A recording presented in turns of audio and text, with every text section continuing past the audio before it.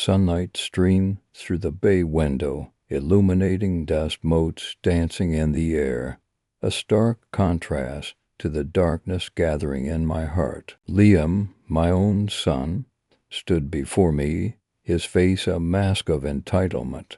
"You're sitting on my future, Dad," he declared, his voice sharp, devoid of the affection I remembered from his childhood. He gestured around my study, at the bookshelves lining the walls, the antique globe in the corner, the framed photos of our family relics of a happier time. "All this," he continued, his gaze lingering on the portrait of my late wife, "should be mine.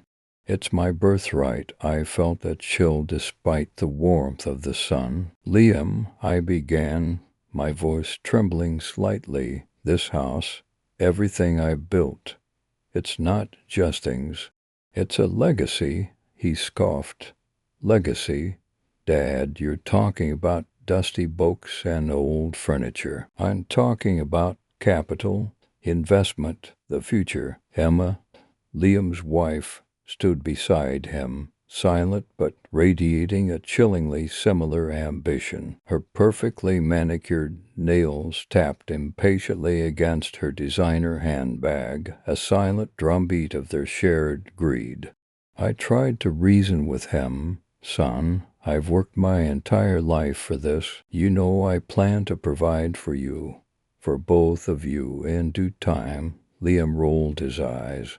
"Due time? Dad, due time is now. Julian needs capital for his new venture, Emma, and I want to start a family, and we deserve a proper home, not some cramped apartment." The mention of Julian, Emma's impeccably dressed fiancé, a man who seemed to exude an air of effortless superiority, further fueled my unease.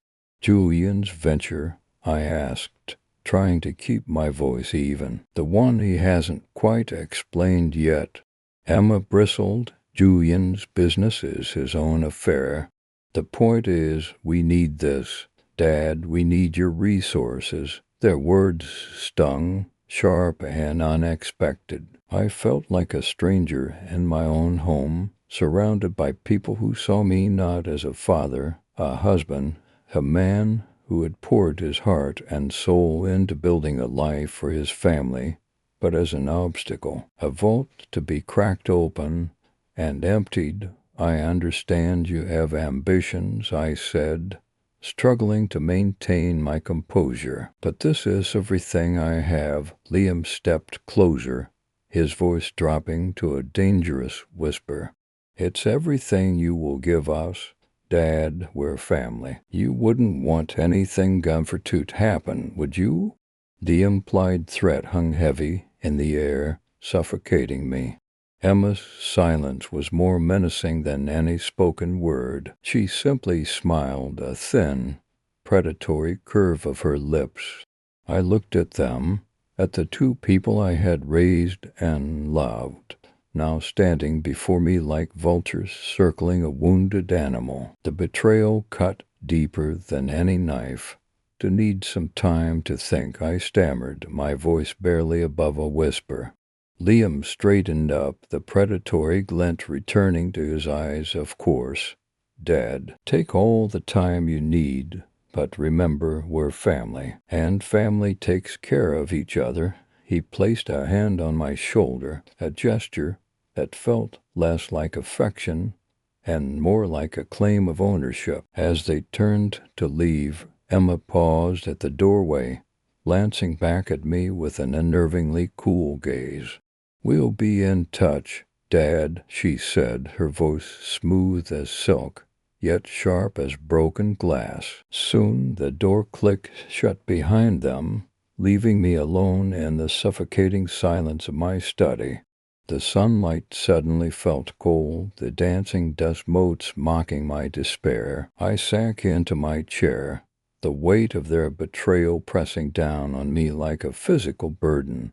My own son, my own flesh and blood, had threatened me, had demanded everything I had worked for. But as the initial shock began to fade, A new feeling began to stir within me, a quiet resolve, a flicker of defiance. They wanted a fight. They would get one. They thought I was an old man, ready to be pushed aside. They were wrong. I might not be able to match their youthful arrogance, their blatant greed, but I had something they lacked: experience, wisdom, and a lifetime of carefully cultivated connections. I reached for the phone, my fingers trembling slightly as I dialed a number I hadn't used in years. A familiar voice answered, and a faint smile touched my lips. "Hello, Charles," I said, my voice regaining some of its former strength. "I need your help. The game, I realized, was far from over. In fact, it had just begun. I had a few surprises of my own in store for Liam and Emma. They wanted my legacy. They would learn that some legacies are not so easily claimed." Sunlight streamed through the dining room window, illuminating the dust motes dancing in the air. It should have been a pleasant afternoon, but the tension in the room was thick enough to choke on. Liam sat across from me, a smug look plastered on his face. Emma perched beside him, fiddling with her engagement ring. "Dad," Liam began, his voice dripping with false concern, "we're just worried about you."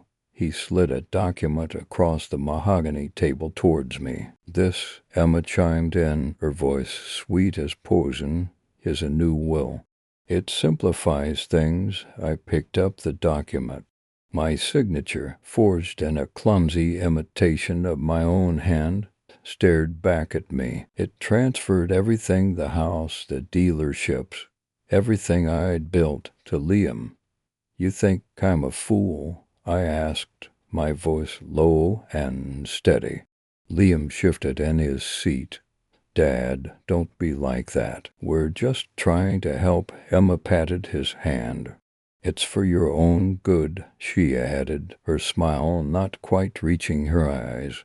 I looked from Liam to Emma, a wave of disappointment washing over me. "You think you can just waltz in here and take what's mine?"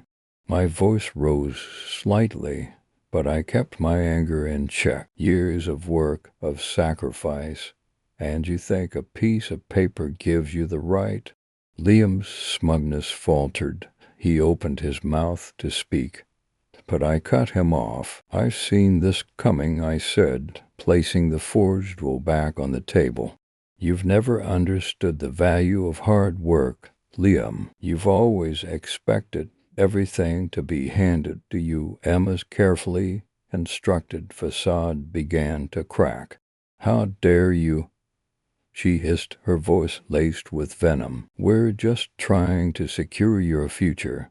I chuckled, a dry, humorless sound. "My future for yours." "Dad, please," Liam pleaded, his voice losing its confident edge. "Just sign it. It's easier for everyone." I leaned back in my chair, studying them both. The greed in their eyes was unmistakable. They truly believed they had me cornered. "You seem very confident," I said, my voice barely above a whisper. "Confident that you've covered all your bases?" Liam's eyes flickered nervously. "What are you talking about?" he asked. I smiled, a genuine smile this time. "Let's just say," I began, picking up the forged will and slowly tearing it in half, "that I have a few surprises of my own." Emma gasped. Liam's face paled. What have you done?" he stammered. I remained silent, watching their expressions shift from confidence to confusion to outright fear. It was a satisfying sight. "You think I wouldn't protect what's mine?" I asked, my voice hardening. "You think I wouldn't anticipate a move like this?" Liam scrambled to his feet, knocking over his chair in his haste. "You can't do this," he shouted. Emma grabbed his arm, trying to pull him back down. "Liam, calm down," she whispered, but her voice trembled with anxiety. I rose from my chair, towering over them. I already have, I said, my voice ringing with authority. Everything is already in motion. They stared at me, their faces a mixture of disbelief and terror. The carefully crafted plan they'd concocted, the certainty of their victory, had vanished in an instant. Who did you tell? Liam asked, his voice barely a whisper. I simply smiled, enjoying the moment, letting the fear sink in. Let's just say, I said, walking towards the door, leaving them standing amidst the wreckage of their failed scheme. I have friends in high places. I paused at the doorway, turning back to face them one last time. And they're very good at keeping secrets. Until it's time to reveal them, the look on their faces, a mixture of fear and dawning comprehension, was a feast for my wounded pride. It was just a taste of what was to come. I left them there, stewing in their uncertainty, the silence of the dining room broken only by their ragged breaths. The game had only just begun. Rain lashed against the study window, mirroring the turmoil inside me. I sat hunched in my leather chair, the one Martha had always loved, the scent of her lavender hand cream still faintly clinging to the worn leather. How could things have gone so wrong? How could my own son, Liam, and his wife, Emma, try to force me, his own father, to sign away everything I had worked my entire life to build? My gaze drifted to the framed photo on my desk. Martha, Liam, and me, beaming on a family vacation to the coast. Liam was just a boy then, full of dreams of taking over the family business. He'd always been ambitious, perhaps a little too much so, but I never thought that ambition would turn into this. You always were too soft on him, James, Martha's voice echoed in my memory. She'd seen it, that glint of entitlement in Liam's eyes, that I'd always dismissed as youthful exuberance. He needs to learn the value of hard work, of earning his own way, she'd warned me countless times. I'd brushed her concerns aside, convinced that my love and guidance would be enough. Now, staring at the fraudulent while they tried to slip me, the stark reality hit me like a physical blow. They hadn't even tried to hide their greed. The wording was so blatantly skewed in their favor. Even a first-year law student could see through it. They'd assumed I was senile, a doddering old fool who wouldn't notice. Dad, it's just a formality, Liam had said, his voice smooth, almost reassuring. Just a way to make things easier for everyone. Emma had simply smiled, a tight, predatory smile that sent chills down my spine. It's for your own good, James, she'd added, her eyes flickering towards the lawyer they'd brought along, a slick, sharply dressed man who looked like he'd stepped out of a gangster movie. My hand trembled as I reached for the glass of scotch I had poured, the amber liquid swirling in the dim light. It's time to face the music, old man, I muttered to myself, the words catching in my throat. I'd spent my life building a successful car dealership empire, pouring my heart and soul into every decision, every deal. I'd started with nothing, just a small used car lot and a burning desire to provide for my family. Now, after all these years, my own son was trying to steal it all away from me. The rain continued its relentless drumming against the window pane, a mournful soundtrack to my despair. I closed my eyes, picturing Martha's face, the lines of worry etched around her kind eyes. She'd always been the pragmatic one, the voice of reason in our family. Don't let them take advantage of you, James, she'd said once, during a particularly difficult negotiation with a rival dealership. You're smarter than they are. Use your wit, use your experience. Her words resonated in my mind, a beacon of hope in the darkness that threatened to consume me. I wasn't a fool. I'd faced tougher challenges than this, overcome seemingly insurmountable odds. I'd built an empire from scratch, navigated treacherous market fluctuations, and weathered economic storms. I wouldn't let my own son and his greedy wife rob me of everything I'd worked so hard to achieve.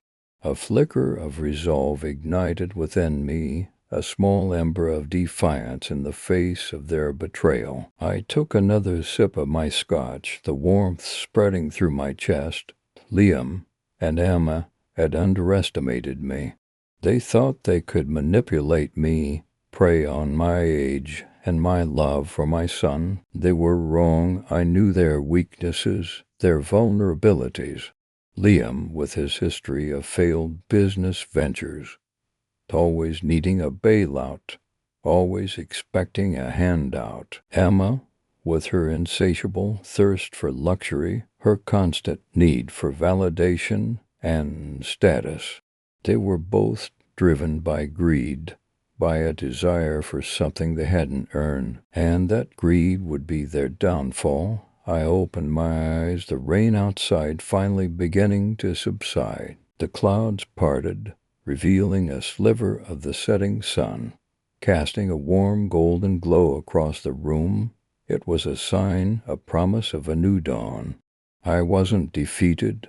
Not yet. I had a plan. I knew exactly what I needed to do to protect my legacy, to ensure that my hard work wouldn't fall into the wrong hands. I reached for the phone, a grim smile playing on my lips. "Hello, David," I said, my voice steady and resolute.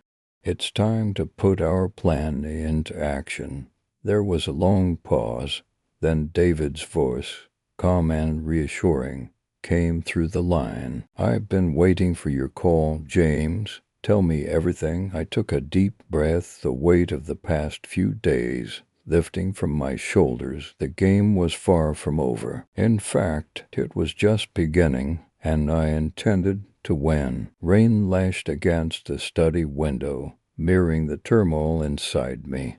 I sat at my desk, the mahogany surface cold beneath my hands. Liam and Emma had left, their parting words echoing in the silence.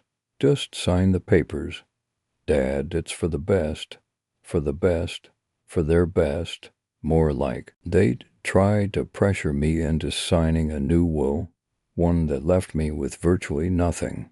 My own son, my flesh and blood, trying to steal everything I'd worked my life for. I picked up the document again, its crisp pages mocking me. The legalese swam before my eyes, but the bottom line was clear. Liam and Emma, sole beneficiaries, me, disinherited. I let out a shaky breath and rubbed my temples. What had I done to deserve this? Had my life's work, the dealerships I'd built from the ground up, meant so little to them? I pushed to will away, the sight of it making my stomach churn. I needed a distraction, something to take my mind off this betrayal. I opened the bottom drawer of my desk, a place where I kept old documents, sentimental items, things I couldn't quite bring myself to throw away. As I sifted through the contents, my fingers brushed against a familiar folder. I pulled it out, a flicker of recognition sparking in my memory. It was Liam's loan agreement, a substantial sum he'd borrowed a few years back for a surefire business venture. The venture, predictably, had failed, and Liam had been left with a mountain of debt. I'd bailed him out then, quietly covering the loan to protect him from financial ruin. He'd sworn he'd pay me back, promised it wouldn't happen again. Looking at the agreement now, a cold realization washed over me. Liam had never repaid the loan. He'd simply forgotten, or perhaps, more likely, he'd assumed I had. He'd taken my generosity, my willingness to help him for granted. And now he was trying to take everything else. A wave of anger, hotter and more intense than anything I had felt before, surged through me. He'd lied to me, he'd used me, he'd taken advantage of my love for him. The rain outside intensified, the wind howling like a wounded animal. I gripped the loan agreement tighter, the paper crackling in my hand. This was something I could use. I reread the agreement carefully, noting the terms, the dates, the signatures. It was all there, in black and white, proof of Liam's deception. I felt a flicker of not quite satisfaction, but something close to it, a sense of purpose. Maybe this wasn't just about the money anymore. It was about principle. It was about justice. I reached for my phone and dialed the number I hadn't called in years. "David," I said when my old friend and lawyer answered. "I need your help." I explained the situation, the fraudulent will, Liam's attempt to disinherit me. David listened patiently, his voice calm and reassuring. "Don't worry, James," he said when I had finished. "We'll figure this out. We'll protect your assets." "There's more," I said, my voice hardening. "Liam owes me a substantial amount of money, an old loan he never repaid." I told him about the loan agreement, the details of the transaction. David's voice took on a sharper edge. "This changes things," he said. "This gives us leverage." We discussed strategy, the legal implications of the loan agreement, how we could use it to expose Liam and Emma's greed. The rain continued to batter the windows, but the storm inside me had begun to subside, replaced by a steely resolve. I wouldn't let them get away with this. I wouldn't let them steal what was rightfully mine. "They think they've won," I said to David, a grim smile spreading across my face. "They have no idea what's coming." I ended the call feeling a sense of grim satisfaction. The pieces were starting to fall into place. The game, as they say, was afoot. I had a plan, and I was going to make them pay. Not just for trying to steal my inheritance, but for betraying my trust, for taking advantage of my love. They thought they knew me. They thought I was a pushover, a sentimental old fool. They were about to learn just how wrong they were. They underestimated the lengths a father would go to protect what was his. They thought they were entitled to my life's work. They hadn't considered that I might have other plans for it, plans that didn't include them. The dealerships, the house, the accounts, they were all part of a much larger picture, a picture they were about to be cut out of entirely. I glanced at the clock on my desk. It was late, the shadows in the study growing long. I rose from my chair, my joints stiff from sitting for so long. As I walked to the window, I watched the rain continue to fall, washing away the grime of the day. Tomorrow would be a new day, a day of reckoning. I had a feeling Liam and Emma wouldn't be sleeping very well tonight, and I knew, with a certainty that settled deep in my bones, that they were about to find out just how expensive their greed would be. They thought they had me cornered. They hadn't factored in one crucial detail: my ability to play the long game. And this game I intended to win. The smile returned, this time a bit wider. This wasn't just about money, it was about legacy. And my legacy, I decided, would be one of resilience, of justice, of a father's love turned to righteous fury. And they would learn, in the most painful way possible, that some things are more valuable than all the money in the world. Rain lashed against the study window, mirroring the turmoil inside me. I poured myself another scotch, the amber liquid a small comfort against the gnawing emptiness Ron picked up on the third ring. "James, everything all right?" he asked, his voice laced with concern.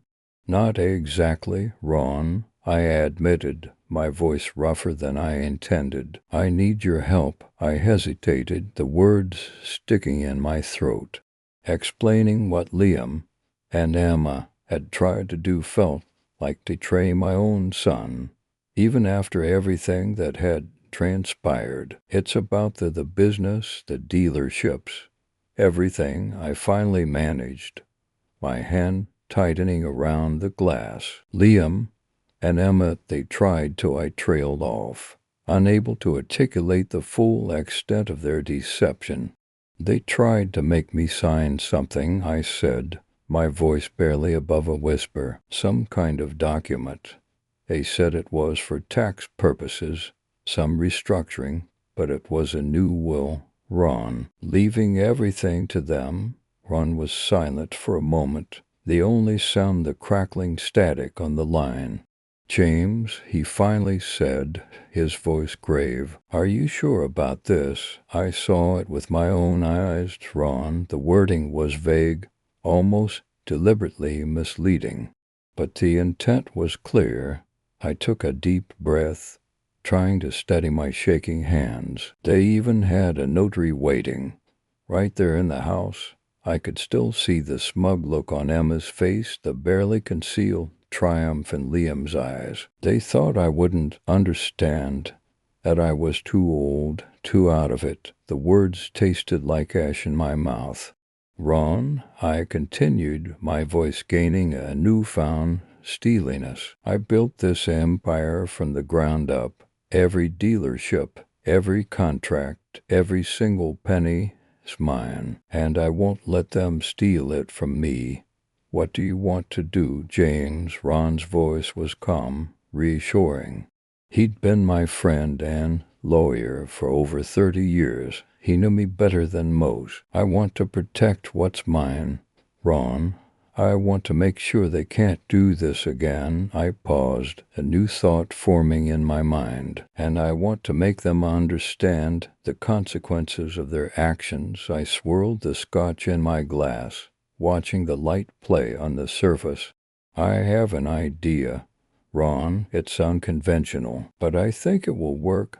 I outlined my plan, explaining how I wanted to restructure my holdings, creating a trust that would safeguard everything from Liam and Emma's grasping hands. I told him about the offshore accounts, the shell corporations, the layers of protection I envisioned. It was complicated, intricate, but Ron listened patiently, offering suggestions and refining the details.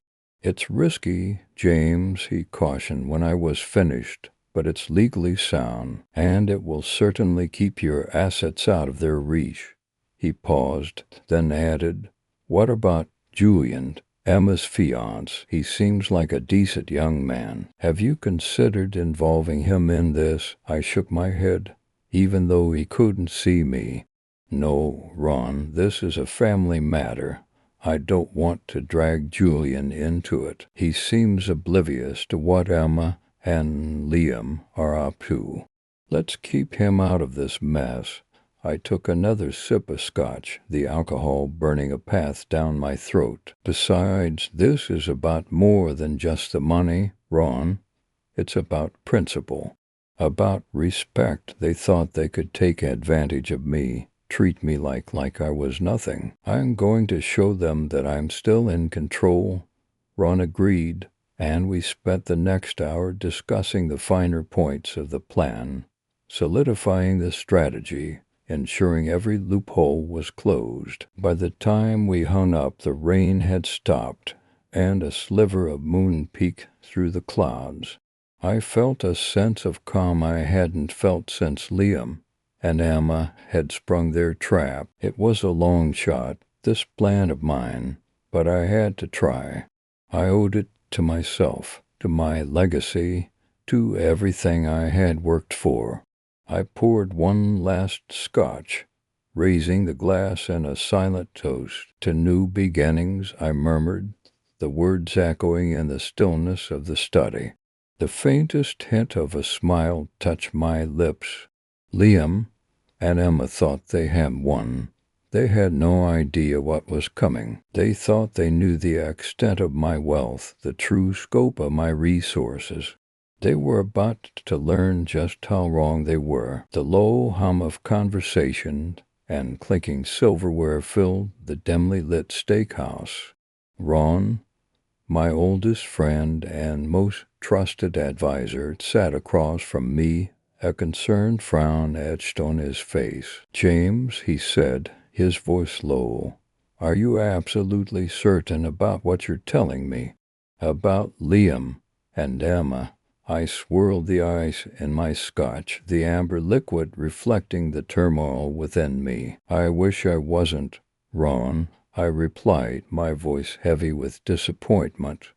"But I overheard them talking. They think I'm senile, easily manipulated." Ron leaned forward, his gaze intense. "They called you that, James, to your face." I shook my head, the memory stinging.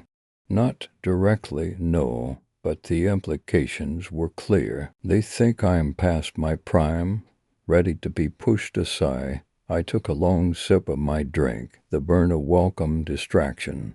"They're discussing selling the dealerships, Ron, even the house. Everything I've worked for."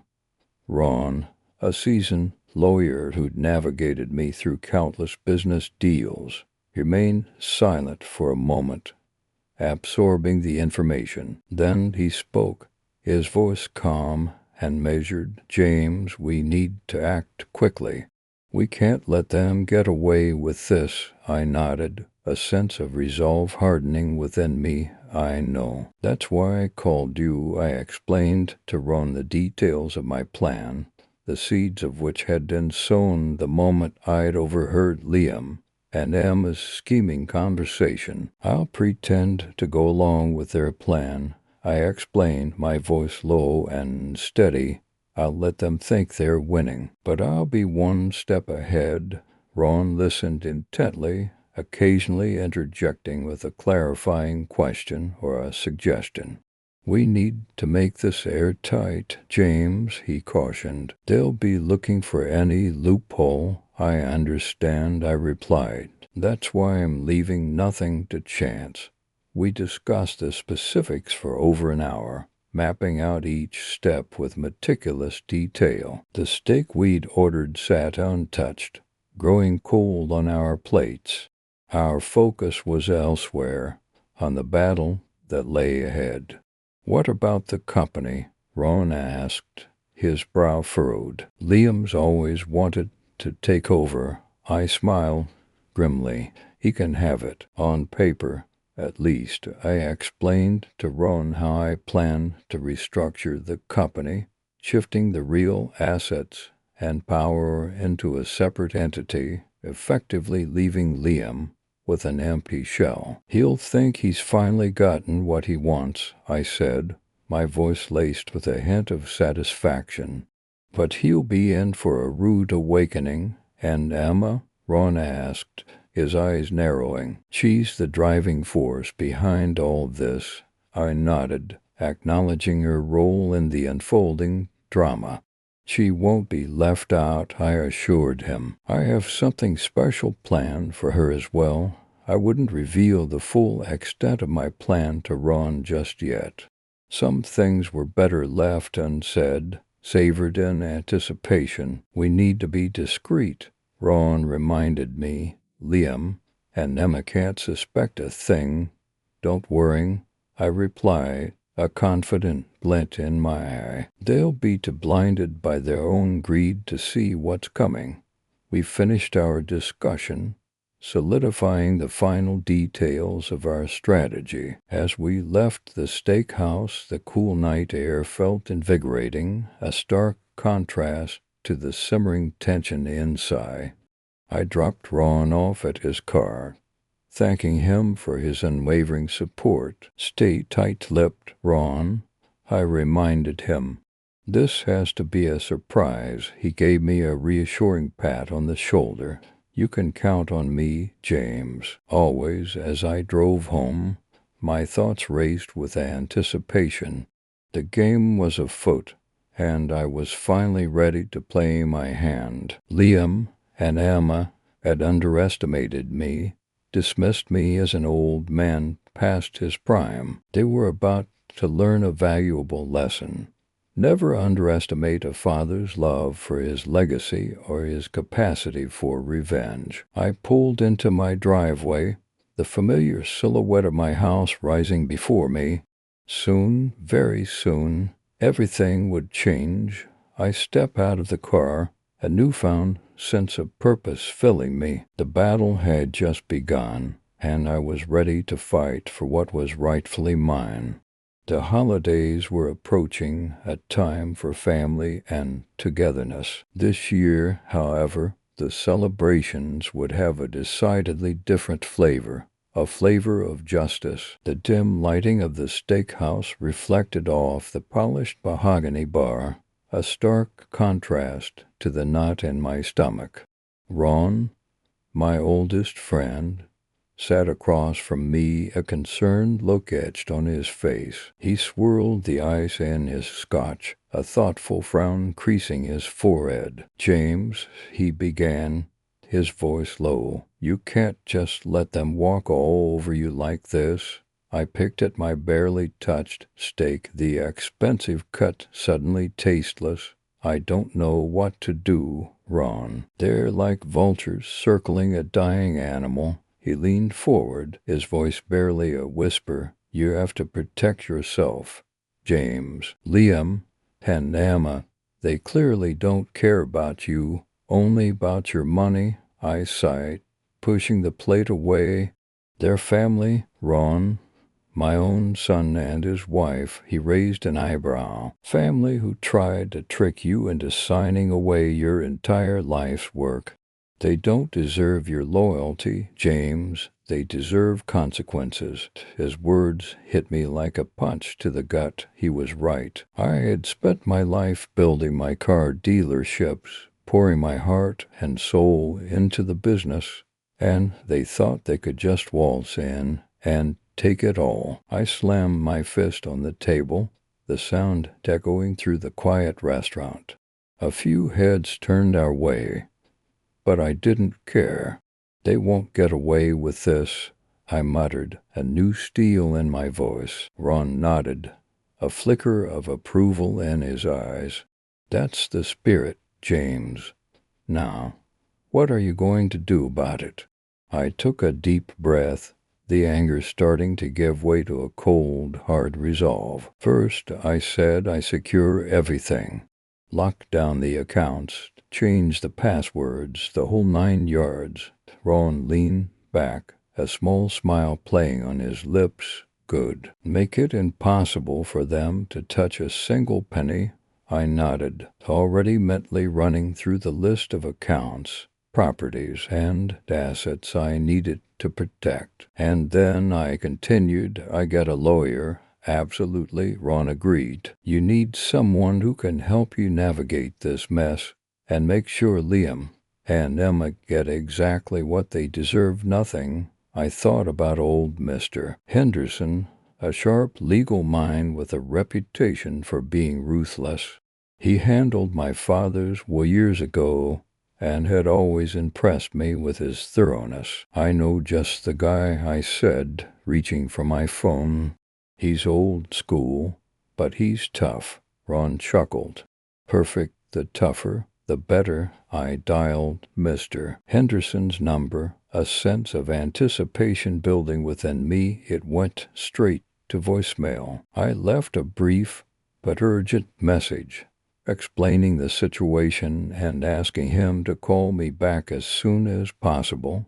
As I hung up, Ron raised his glass. "To taking back control," he said, his eyes glinting in the dim light. I clinked my glass against his, the sound sharp and decisive. "To protecting what's mine," I replied, a grim satisfaction settling in my chest. The rest of the dinner passed in a blur of strategizing and planning. Ron, with his years of experience in business, offered invaluable advice, helping me map out a plan to not only protect my assets, but also to expose Liam and Emma's treachery. We discussed everything from transferring ownership of the dealerships to setting up a trust, leaving no stone unturned. By the time we finished our meal, I had a clear course of action, a roadmap for reclaiming my life and my legacy. As we walked out of the restaurant, a cool night air hit my face, a refreshing contrast to the stifling atmosphere of betrayal I had been living in. I felt a sense of purpose, a renewed strength I hadn't realized I possessed. The fear and uncertainty that had plagued me for weeks were replaced by a quiet confidence, a steely resolve to fight for what was rightfully mine. "Keep me updated," Ron said, clapping me on the shoulder. "And don't hesitate to call if you need anything at all." I nodded, grateful for his support. "I will. And thanks, Ron. I owe you one." He smiled. "You owe me nothing, James. Just take care of yourself and get those vultures out of your life."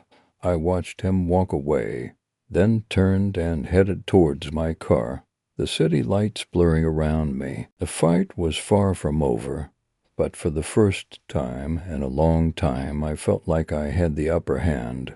I knew Liam and Emma wouldn't go down without a fight, but I was ready for them. I had a plan, and I was determined to see it through to the end. The thought of their faces when they realized their scheme had failed brought a cold smile to my lips. They wanted a war. They were going to get one. I just hoped they were prepared for the consequences. The game was on, and I was ready to play. I just needed to hear back from Mr. Henderson. The wheels were in motion, and I couldn't wait to see how they turned. The dim lighting of the steakhouse cast long shadows, making the faces around me seem almost theatrical. I cut into my ribeye, the savory aroma, a stark contrast to the bitter taste in my mouth. Liam and Emma's words still echoed in my ears, their callous dismissal of my life's work. "Dad, you're getting old," Liam had said, his voice dripping with false concern. "It's time to let go of the reins." Emma, ever the dutiful wife, had nodded in agreement. "It's for your own good, James," she chimed in. "Let us take care of you. Take care of me." They meant take care of my car dealerships, my company, my money. Everything I had built. I took a sip of my wine, trying to push their faces from my mind. I needed to focus on the task at hand, the reason I was at this particular steakhouse. It was Charles's favorite, my old friend and lawyer. He was late. I checked my watch for the 10th time. Reservations for Hamilton. I told the passing waiter. He should be joining me shortly. The waiter nodded and disappeared back into the bustling dining room. I scanned the room again. A nervous tic I developed since Liam and Emma's betrayal. Something or someone caught my eye. A man in a dark suit, sitting alone at a table in the corner, kept glancing in my direction. He wasn't overtly staring, but his gaze lingered just a little too long each time. I tried to dismiss it as paranoia, but the uneasy feeling remained. Maybe it was just the stress of the situation, the weight of knowing my own son was plotting against me. "Another glass of wine?" the waiter asked, returning to my table. I shook my head. "No, thank you. Just waiting for my friend." The man in the corner shifted in his seat, adjusting his tie. He seemed out of place in the upscale steakhouse, his suit slightly rumpled, his hair a little too long. I looked away, trying to focus on the flickering candle on my table. Where was Charles? He was never late. A sudden thought struck me. Could Liam and Emma have something to do with this? Were they watching me? Had they sent someone to what? intimidate me, stop me from meeting with Charles. The paranoia was creeping in again, twisting my thoughts into knots. "Mr. Hamilton," a voice boomed from behind me. I turned to see Charles, his face flushed, his tie askew. "James, so sorry I'm late," he said, extending a hand. Traffic was a nightmare. Relief washed over me. It was just traffic. I had let my imagination run wild.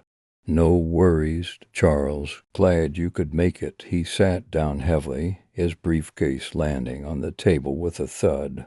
"So," he said, leaning in conspiratorially, "tell me everything." I spent the next hour recounting the events of the past few weeks, the insidious way Liam and Emma had tried to manipulate me, the fraudulent way they presented their thinly veiled threats. Charles listened intently, his expression growing grimmer with each word. "This is outrageous, James," he said, shaking his head, "but we can fight this. We can protect your assets." A flicker of hope ignited within me. "How?" I asked, my voice barely a whisper. Charles outlined his plan, a carefully constructed strategy to safeguard my company, my dealerships, everything I had worked for. He spoke of offshore accounts, irrevocable trusts, and legal loopholes that would tie Liam and Emma's hands. As he spoke, the man in the corner stood up and walked towards the exit. I watched him go, the uneasy feeling returning. Was he really just a random diner, or was he part of something bigger, something more sinister? "Don't worry, James," Charles said, sensing my distraction. "I'll take care of everything. They won't get a penny." His words were reassuring, but the image of the man in the suit lingered in my mind. I pushed it aside, focusing on Charles's words, clinging to the hope that he could undo the damage Liam and Emma had caused. But deep down, a cold certainty was growing. This wasn't over. This was just the beginning. I had a plan of my own forming, one that went beyond simply protecting my assets. I wanted to make them pay. I wanted revenge. "One more thing, Charles," I said, a steely glint in my eye. "I have an idea. It involves Julian." Charles raised an eyebrow, intrigued. I leaned in closer, a slow smile spreading across my face. The steakhouse lights glinted off my watch, a gift from my late wife, a reminder of everything I was fighting for. The game was on, and I was ready to play. The plush red leather booth of the steakhouse felt strangely cold against my back. I swirled the ice in my scotch, the clinking a hollow echo in the sudden quiet that had fallen between Emma and Julian. "Well?" I asked, my voice steadier than I felt. They exchanged a nervous glance. Emma cleared her throat. "Dad," she began, her voice tight, "we've been thinking about the dealerships."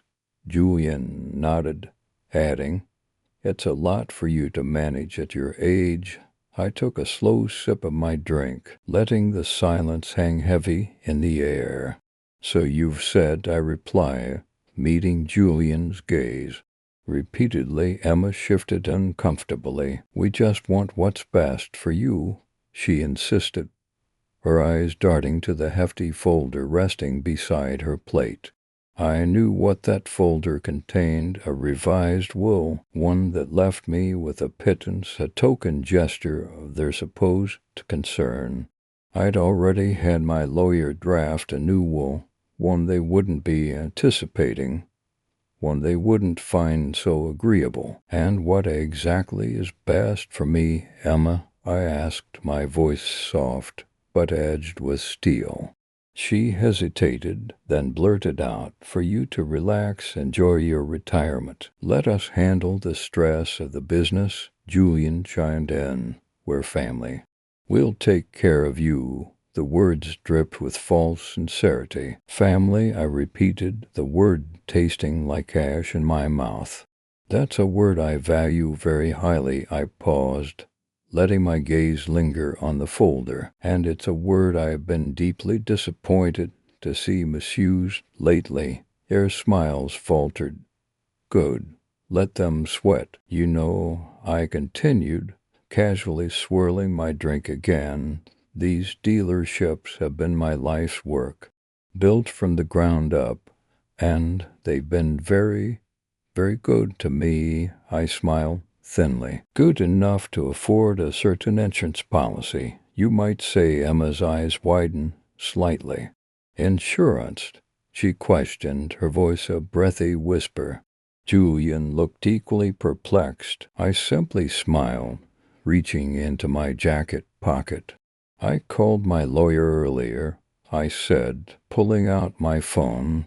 He's just finalized a few details. I tapped the screen, bringing up the call log. He's expecting my call. I thought perhaps you might like to listen in. Emma and Julian exchanged a panicked look.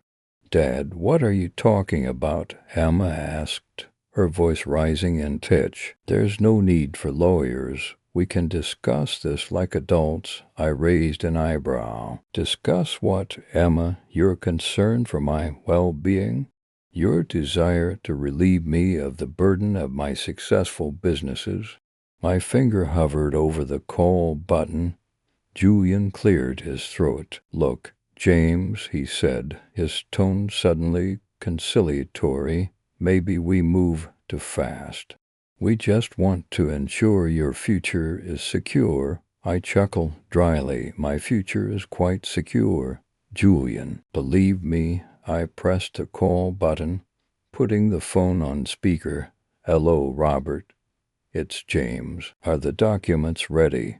My lawyer's voice boomed from the phone. Everything is signed, sealed, and delivered. James, the trust is irrevocable. Your assets are fully protected. Emma's face drained of color. Julian looked like he'd swallowed a lemon. Trust, Emma stammered. What trust?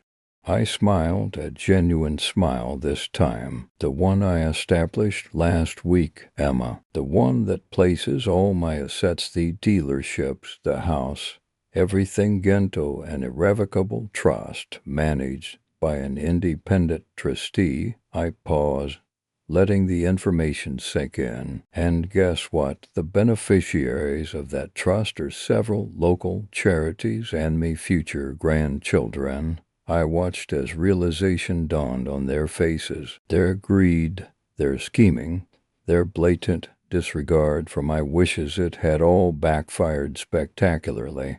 They hadn't just underestimated me, they'd completely misjudged me. But what about us? Emma sputtered, her voice barely audible. I shrugged. You'll be provided for, of course.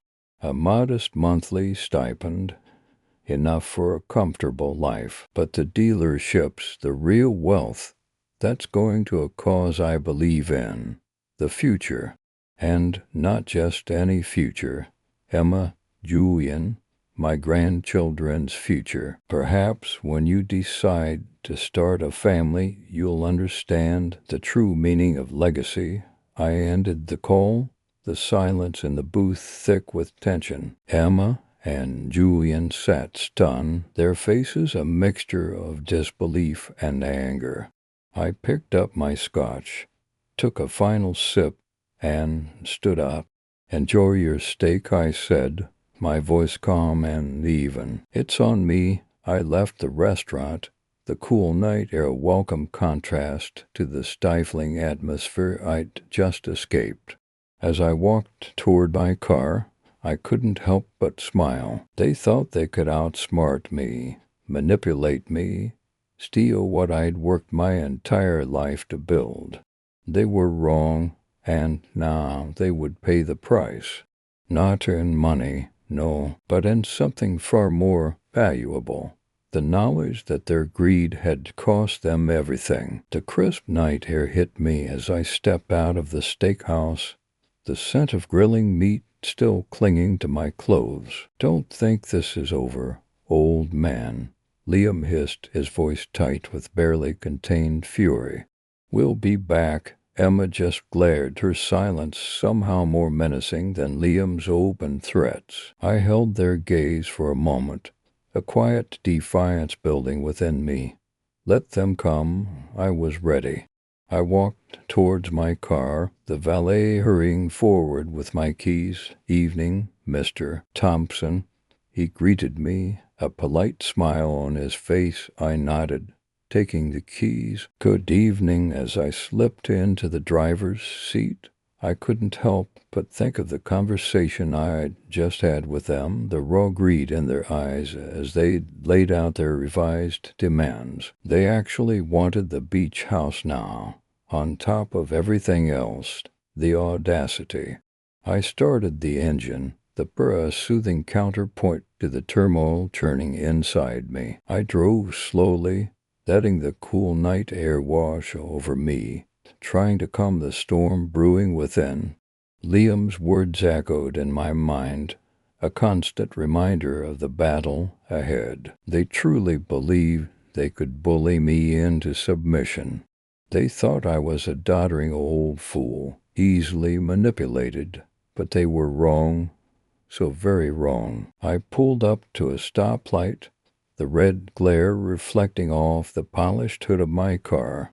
This car, this house, everything I had built, they thought it was theirs for the taking. They saw me as an obstacle, a stepping stone to their lavish future.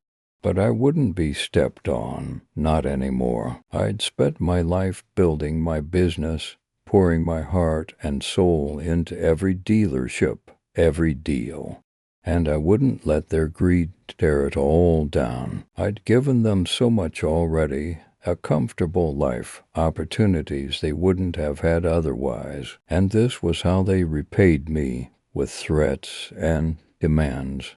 The light turned green, and I pressed down on the accelerator, the engine responding with a satisfying growl. I had a plan, a carefully crafted strategy to protect what was mine and ensure their grasping hands wouldn't touch up any more than they deserved. My lawyer, David Miller, had assured me everything was in place. The trust was ironclad.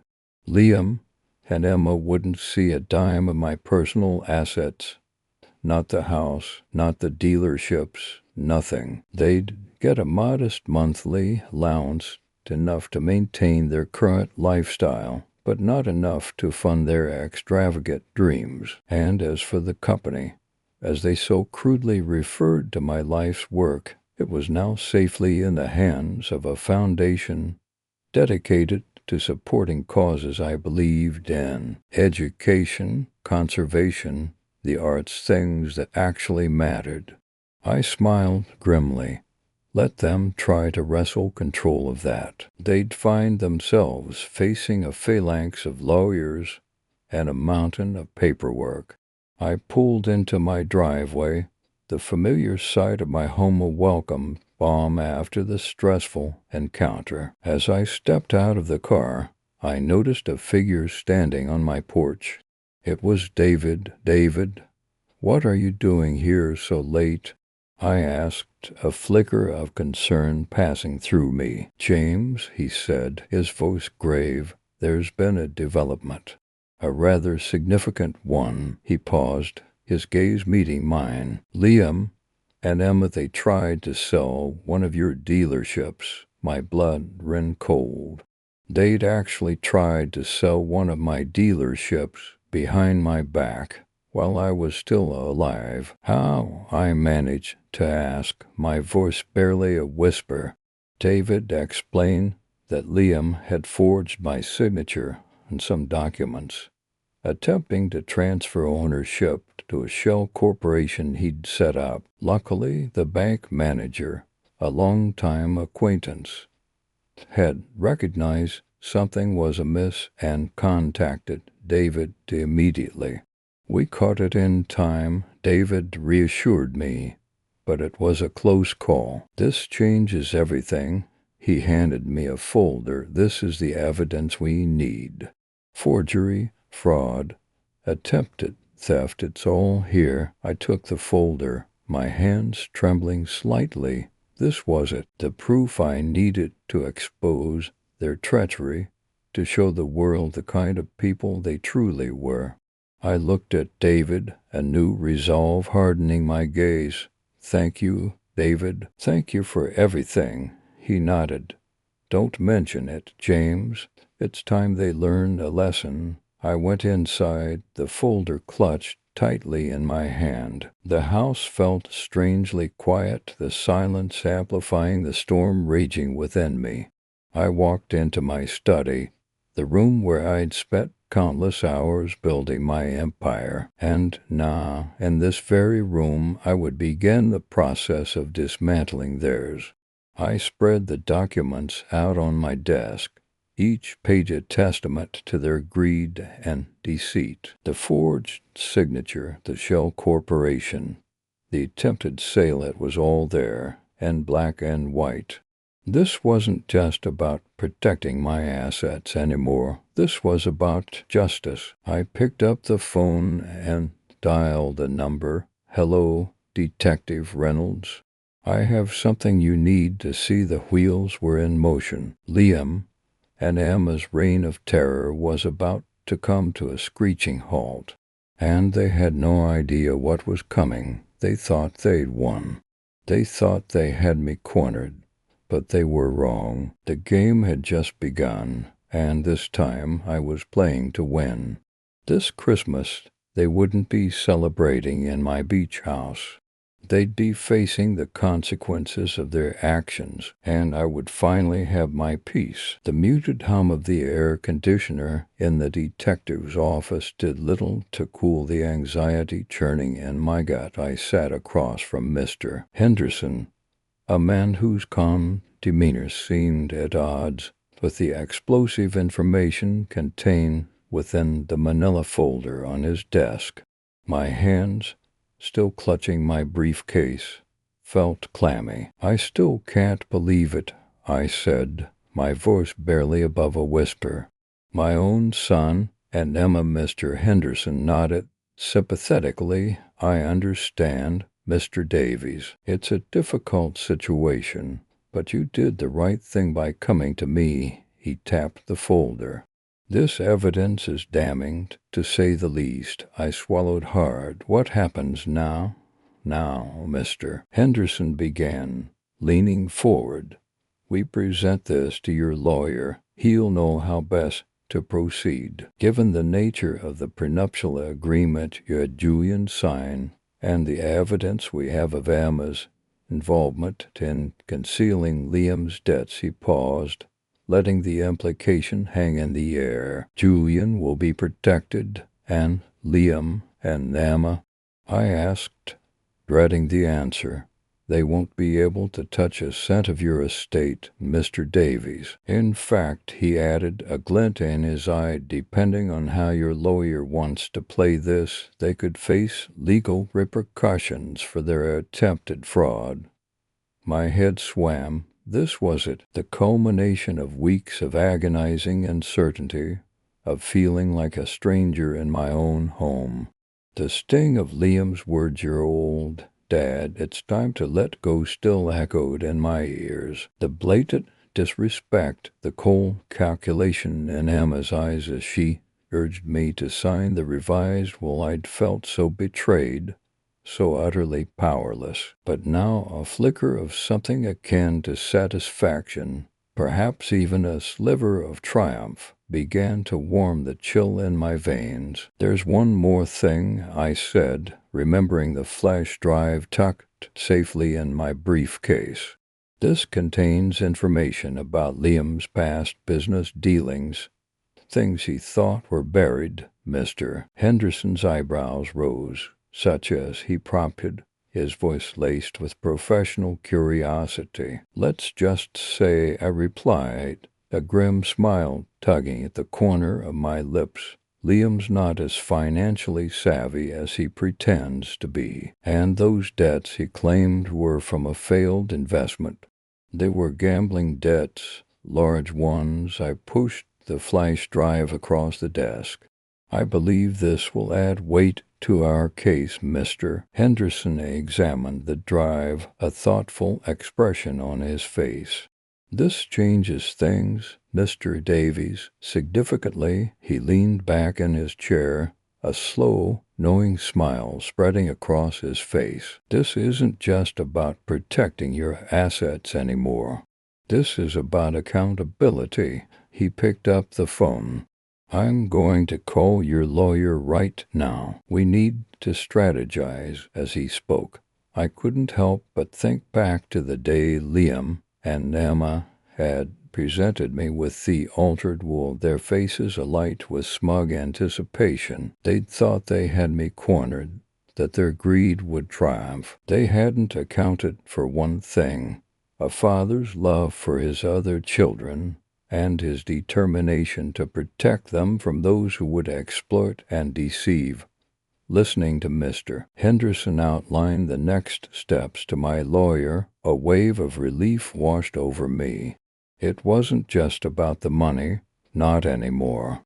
It was about reclaiming my dignity, my peace of mind. It was about ensuring that the legacy I'd worked so hard to build wouldn't be squandered by those who didn't appreciate its value. One question, Mr. Henderson, I said as he hung up the phone, about those car dealerships Liam's been eyeing. He gave me a look that spoke volumes. Let's just say, he said, his voice low and confidential, Liam might want to start looking for a new line of work. Leaving the detective's office, I felt lighter than I had in weeks. The oppressive weight of betrayal had lifted, replaced by a sense of purpose. I wasn't just a victim anymore. I was taking back control. I knew the road ahead wouldn't be easy. There would be legal battles, emotional fallout, and undoubtedly more attempts from Liam and Nema to worm their way back into my good graces. But this time, I was ready. This time I knew what I was up against, and I knew deep down that I would prevail. As I walked towards my car, the setting sun painting the sky in hues of orange and gold, I couldn't help but smile. They had underestimated me. They had thought I was a pushover, a relic of the past. They were about to learn just how wrong they were. My phone buzzed in my pocket. It was a text from my daughter, Sarah. Dinner tonight, Dad, it read. Just you and me. I typed back a single word. Absolutely. It was time to focus on the family who truly mattered. The ones who loved me for who I was, not for what I owned. And as I drove away, I knew that this was just the beginning of a new chapter. A chapter where I would finally be free,